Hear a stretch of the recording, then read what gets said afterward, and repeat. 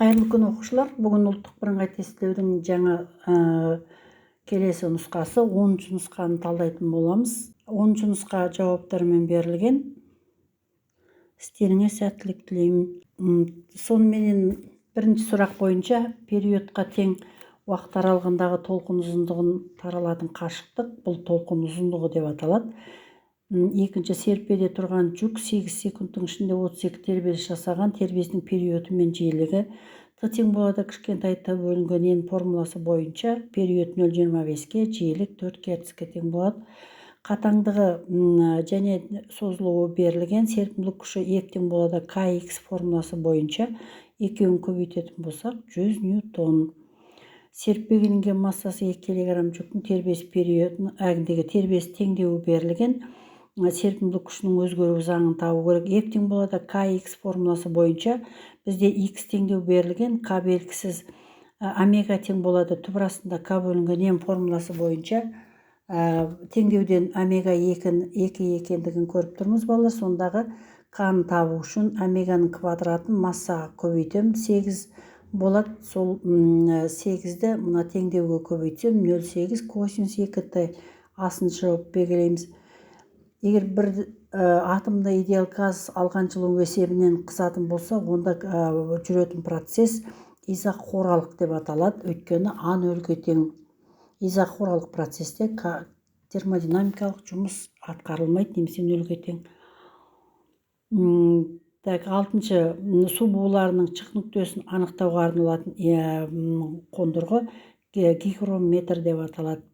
Термодинамиканың параметрлерінің қатарын қысым, көлем, температура параметр деп аталады. Қысқа тұйықталу кезіндегі тоқ күші кедергі нөлге тең болғандықтан тоқ күші өзінің максимал мәніне тең болады.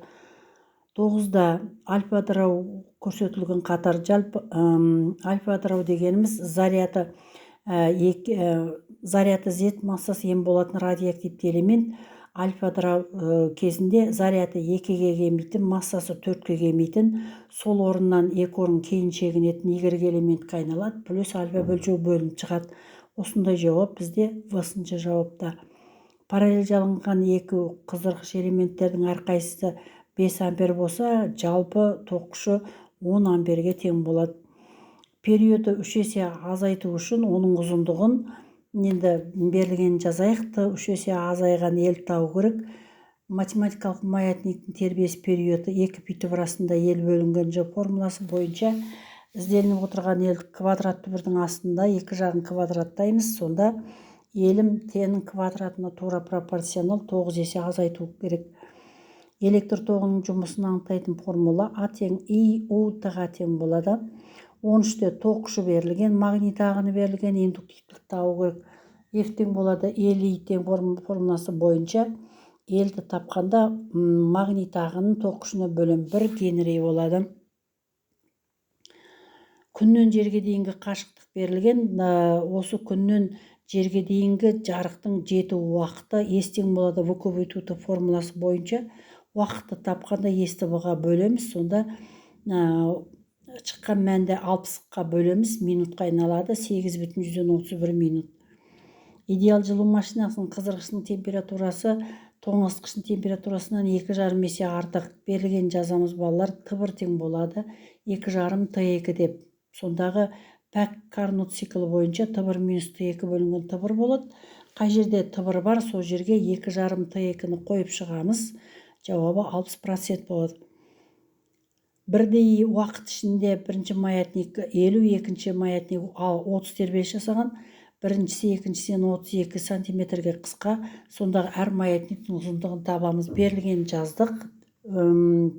Тербелу уақыттар бірдей. N1 50, N2 30-ға тең, L1 алынған 32 сантиметр. Сондағы L1 менен L2-ні жеке-жеке табамыз. Маятниктің тербеліс периодын 2 рет жазамыз. 2 пилар жылар қысқарып кетеді. Соның кейін периодты кішкентай Т-ның N-ге қатынасы деп ашамыз да, бір-біріне бөлген кезде сондағы N2-ның орнына 30-ды, N1-дің орнына 50-ді қоямыз да 2 жағын квадраттаймыз. Пропорция шешеміз. теңдеу шешкендіктен сондағы біздің 51-міз 18, 52-міз 50 сантиметр болады. 17-те суретте кескінделген процесте зат мөлшері өзгермеген болса, газдың бір күйден екінші күйге өткендегі температурасы қалай өзгереді? Алдымен бірінші күйдегі температураны жазып алдық балалар. Ол P1, екінші күйдегісі P2, V2. Менделеев Клейпеловн теңдеуін 2 рет жазамыз да бір-біріне бөлеміз. Тұрақты шамалардың бәрі қысқарып кетеді. Сондағы P1 бөлінген P2, V2 тең болады T1 T2 қатынасы.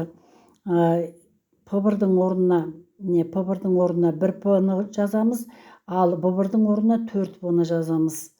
Ал P2-міз екінші нүктеде қысым 3P болған, ал көлем 4P болған. Қысқарғаннан кейінгі қалғаны T2 тең 3T1.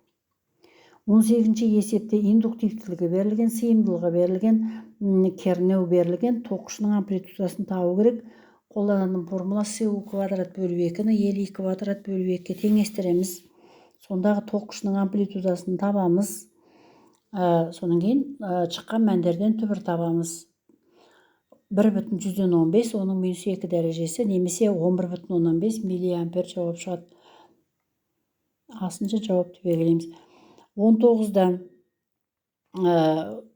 орам саны 500, сондағы электр қозғаушы күші 6 вольт, өзгеру уақыты 2,5 секунд. Сондағы магнит ағының өзгерісін табамыз. F-ті тапқанда электромагниттік индукция заңы бойынша эпсилонды Т-ға көбейтіп N-ға бөлеміз. Мәндерін орнына қойдық, 30 миллибевер. Ал мына суретте жарықтың шағылу заңы бойынша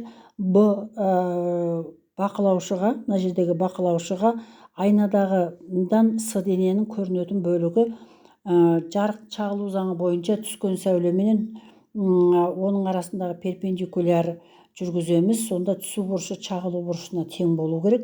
Сонда жарықтың жолдарын сызған кезде мына жердегі С дененің 3-ке бөлгендегі 2 бөлігі көрінетін болады.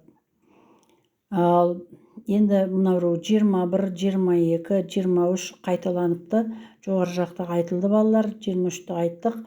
Енді контексттік тапсырмаларды орындайтын боламыз. Тоқышының уақытқа тәуелділік графигі берілген. Бұл косинус заңы бойынша өзгеретін тоқышының мынандай графигі берілген. Ал бұндағы тоқышының амплитудасы 0,2 амперге тең болады. Ал айнымалы тоқтың тербеліс периоды 4-ке тең болады. Ал айнымалы тоқтың жиілігі 1-ді Т-ға бөлеміз, 0,25 Гц-ке тең болады. Ал омега циклдік жиілік 2π көбейтілген ньюға тең болады. Орнына қойып шығарсақ 1,57 радиан секунд. Айнымалы тоқтың теңдеуін жазамыз. И тең болады И максимал косинус омега Т тең бойынша. Мәндерін орнына қойсақ 0,2 косинус 0,5 пи-ті шығады. 30-шы сәйкестендіруге байланысты көтерілу уақыты Т тең В0 синус альфа бөлуші формуласы бойынша 0,7 секундқа тең. Ұшу уақыты 2 еселенеді, 1,4 секунд болады. Ал 31-ші тапсырмада Ньютонның бірінші заңы кескінделген, ал екіншісінде Ньютонның екінші заңы баяндалған. Сәйкестендіруді белгіледік. Ал 32-ші тапсырмада судың массасы робы формуласы бойынша көлем 4 литр, оның минус 3 дәрежесі. Сонда массасы 4 килограмм болады. Ал 4 килограмм судың салмағы МЖ формуласы бойынша 40 ньютонға тең болады. Міне балалар, бұл осындай сәйкестендіруге байланысты тапсырмаларды осылай орындауға болады. Мына жақтағы формулаларды өздеріңді қолданып, ары қарай есепті осылай шығаруға болады. Мысалы, литрда 10-ның минус 3 дәрежесі бар, қыбыжыға келтіргенде 4 10-ның минус 3 дәрежесі болады. Ал сұйықтың көлемі немесе судың көлемі 10-ның плюс 3. Келесі 32-ші тапсырманы талдайық балалар. сыйымдылығы 4 литр болатын ыдыстағы су толтырылған. Судың массасын, судың салмағын табу керек. Судың массасын табу үшін ро формуласын пайдаланамыз. Ро 1000-ға тең, көлем 4-10 минус 3 дәрежесі. Сонда массасы, судың массасы 4 килограмм, ал салмағы ЕМЖ формуласы бойынша 40 ньютон болады. 33-ші есепте тербелістегі дене координатасының уақытқа тәуелділік графигі берілген. Бұл графиктен x-тің амплитудасы 10 сантиметр немесе 0,1 метрді белгілейміз. Ал периоды 16 секундқа тең, пока ол бізге керек жоқ. Ал жылдамдықтың амплитудасын табу үшін x максималды омегаға көбейтеміз. Бізде омега белгісіз. Омеганы 2π бөлінген т формуласы бойынша немесе 6,28-ді 16-ға бөлеміз. Сонымен орнына қойсақ, жылдамдықтың амплитудасы 0,4 метр секундқа тең болады. Бұның әгіндегі тысыншымен сәйкестендіреміз. Келесі 34-ті OX кинематикаға байланысты мынандай есептер берілген. OX өсіменен қозғалып бара жатқан екі материалдық нүктенің қозғалыс заңдары: x1 20 қосылған 4-ті, x2 5 қосылған 5-ті. Сол екі дененің кездесетін уақыты менен орнын анықтау керек. Есеп өте жеңіл есеп. Теңестіреміз. 20 қосылған 4-тіні 5 қосылған 5-тіға теңестіреміз де тыны табамыз. Сонда т 15 секундқа тең болады. Кездесетін уақыты 15 секундты белгілейміз. Енді осы 15 секундты кез келген біреуіне қойсақ x табылады. Мысалы екіншіге қойсақ, мына жерге 15-ті қойсам 75, оған 5-ті қоссам 80. 80 метр қашықтықта екі дене кездесетін болады. 35-те судың 0,16 метр тереңдікте қысымын табу керек. Формула П тең болады ро ж h. Ро 1000-ға тең, Ж 10-ға тең, H 0,16-ға тең. Сонда үшеуін көбейтсек 6000 паскаль немесе 6 килопаскаль. Асыншы және сысыншы жауап белгілейміз.